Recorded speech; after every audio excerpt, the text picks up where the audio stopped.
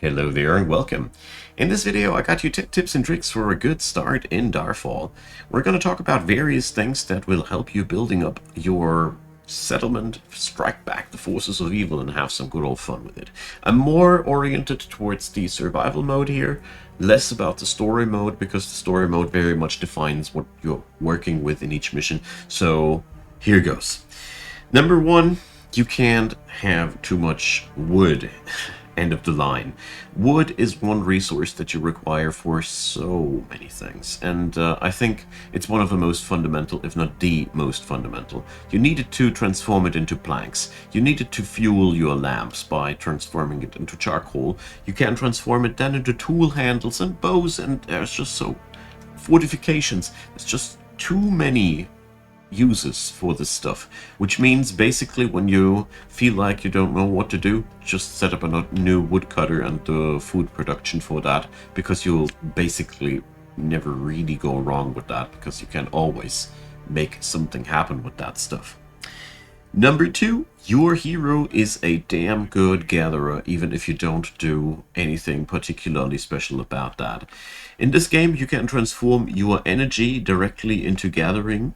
As you can see here, big boy going to the tree, and they're much more effective than your regular workers right off the bat. This means you can, when you don't have anything to conquer or don't no opportunity to do so, you can really well make up your time with just collecting what's lying around. And not only can you harvest on nodes, you can also pick up various things that lie on the ground. Overall, your hero does a lot of gathering, and he's very much busy with gathering materials for the whole campaign all the time, and the more you do it, the stronger your start becomes. So number three, production thresholds. So you can define how much of a good should be on storage and how much of a basic material should be held on storage. I cannot recommend enough to use these, as you don't want to manually click through all of these things. Eventually, maybe you want to set up even orders for those more sophisticated goods, but as you see here, ropes, for example, you can also hold a minimal threshold, but planks, stone bricks, wooden stone, holding down thresholds on these makes your life so much easier, and I wouldn't want to play without. So number four, loot at day and gather at night. So during night time, your vision range gets massively reduced, and you don't have as much freedom to move around anymore. Also, you constantly need to defend your base, therefore you don't really have much wriggling room there. But what you can do during that nighttime, which is really useful, is to just roam around and gather materials and keep building your base during that. It's a very efficient thing to keep moving during daytime, because that's when you can get the most out of that environment, and during nighttime this gets denied out because you really can't move too far away. Debuffs and limited vision are the main reasons. Number five, food and bread production. So in this game, food is extremely important because everybody eats. So see here, your troops have a hunger bar, and your villagers have hunger bars. And when you run out of food, things don't go too well. In short, you want to emphasize on a high food production wherever you can, and that is why wheat and bread are really good companions. You can make bread in bakeries, and it is very much worth it. It's a simple reasoning behind that. You get more efficiency out of the singular worker this way, and that means you can produce more food out of one veggie farm, which is exactly the best way to improve your production from some point on. Basically, once you have a handful of farms, it's much better to build the bread production rather than just adding yet another farm. But ideally, just combine both methods to be always on a high enough food production. And when you are worried about producing too much food, for one, you can always see how your consumption versus income was in the last 12 hours. And the other thing is having too much food is not necessarily a bad thing, because this brings me directly into what I want to talk in number 6. You always want to keep growing. You number 6 is exactly that point. Always keep expanding your base, because unless you are sitting in front of the last fight when the map is won, you should really try to always get something new going. Consider new troops, consider claiming new territory, consider making new things happen. Because the better you scale and the faster you grow against your enemies, the easier it'll be to fight the last fight, or vice versa. The less you do it, the harder the last fights will become. It goes both ways, and well, yeah. Therefore, there's always a good reason to keep growing, even if you feel like the game is already very, very easy.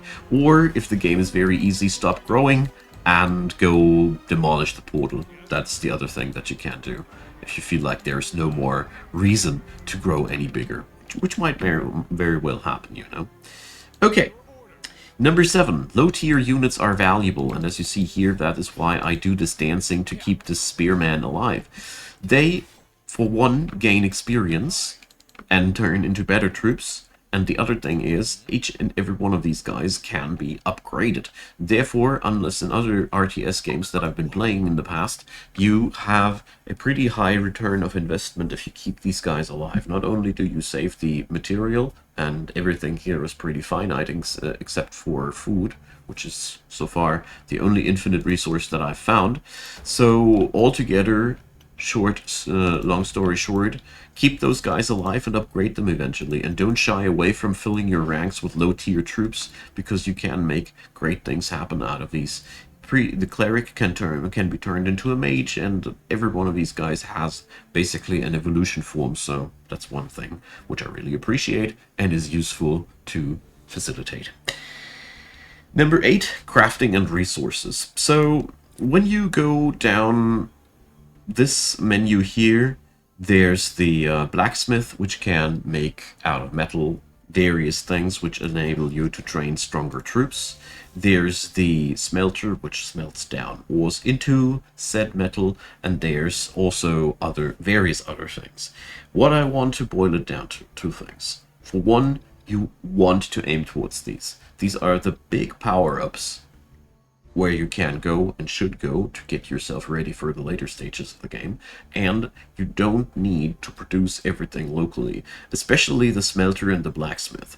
When you fight your way around the areas, not only do you loot or sometimes directly what you can smelt, you can also sometimes just outright salvage gear that you've found into materials which you can then reforge into something you can use. Either way, getting these workshops down even before you feel ready for facilitating them plentifully is often a good idea. Quite often I do build my blacksmith before even the outpost, because, or well, I do this if I have enough looted. If you have enough looted, it might become interesting to build smelter and blacksmith before the outpost. But if not, then not, obviously. But I think you get the picture. So, number 9, the Tailor. I want to go for this guy specifically because the Tailor is one of the most useful workshops to rush towards to, because the Tailor can make for your hero backpacks. Backpacks increase your inventory slots, and the materials for the most primitive backpack are dropped by basically all critters that I have slaughtered on most maps so far. So if you are at some point able to build these, go for them.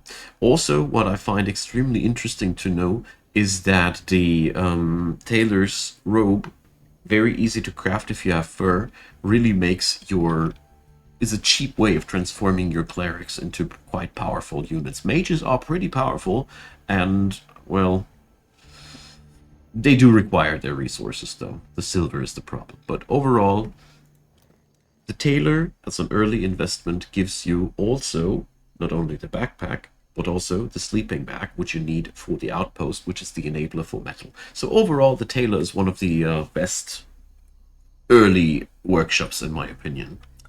And number 10, walls can wait a day or two. So you have plentiful options to wall yourself in, but unless you're playing in a higher difficulty area or high difficulty per se, you don't need to wall in your base right immediately. The first 1 or 2 nights usually can be fought off easily by just using your troops or using some automated shooting devices like ballistae and towers.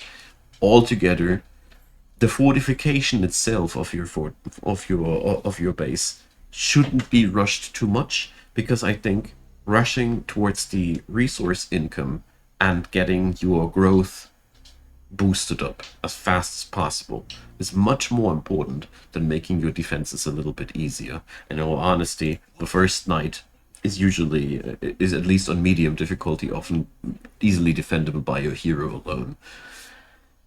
Maybe maps make it more difficult, and then you need to change that up, but the verdict remains the fortifications themselves are the most costly point of any base development and should be made after you have made your income roll out, and basically invest as little as possible, but as much as you need to into walls and fortifications, and I think you're on a good way.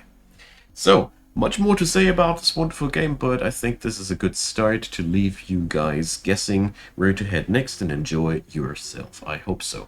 So, leave a few in the comment section of those tips of your own if you have the feeling as if I have forgotten something you wanted to see here.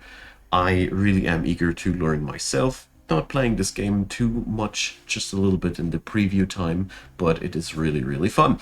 So feel free to support the channel via donations, YouTube channel memberships, or whatever tickles your fancy down there in the description box. Many thanks go out to all of you supporters of Icon Gaming, and of course, a big thanks to you for watching this video up until the very last of the ad breaks. Deeply appreciate you taking that time, and I hope you have a great day.